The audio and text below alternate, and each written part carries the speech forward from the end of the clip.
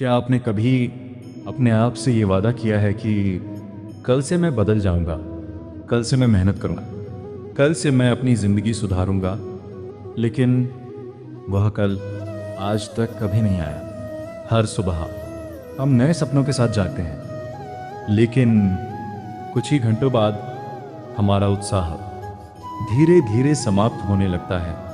Mobile हाथ में आ जाता है कुछ मिनटों के लिए और देखते ही देखते घंटों बीत जाते हैं। हम जानते हैं कि हमें पढ़ना चाहिए, काम करना चाहिए, अपने लक्ष्य की ओर बढ़ना चाहिए, लेकिन मन कहता है अभी नहीं, थोड़ी देर बाद।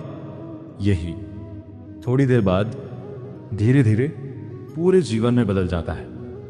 और फिर एक दिन मनुष्य पीछे मुड़कर देखता है तो पाता है कि उसने अवसर नहीं खोए, बल्कि अपने ही आलस्य के कारण अपने सपनों को खो दिया। लेकिन क्या आलस्य सिर्फ काम न करने का नाम है, या उसके पीछे हमारे मन का कोई गहरा रहस्य छिपा है? इस प्रश्न का उत्तर हजारों वर्ष पहले भगवान श्री कृष्ण ने भगवत गीता में दिया था, और आज वही उत्तर हमारे जीवन को बदल सकता है।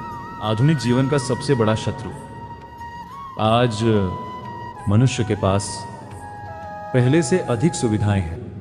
मोबाइल, इंटरनेट, कृत्रिम बुद्धिमत्ता, हर प्रकार की जानकारी कुछ ही क्षणों में उपलब्ध है। फिर भी लोग पहले से अधिक टालमटोल कर रहे हैं। सपने बड़े हैं, लेकिन कर्म छोटे हो गए हैं। लक्ष्य ऊंचे हैं, लेकिन अनुशासन कम हो गया है। हम प्रेरणा खोजते हैं, लेकिन आदतें बदलना नहीं चाहते। सच तो ये है, आलस्य शरीर की थकान नहीं है, आलस्य मन की कमजोरी है। जब मन आराम को कर्तव्य से अधिक महत्व देने लगता है, तभी आलस्य जन्म लेता है, और यही धीरे धीरे मनुष्य की सबसे बड़ी बेड़ी बन जाता है। महाभारत का प्रसंग, कुरुक्षेत्र का युद्ध केवल अस्त्रों का युद्ध नहीं था।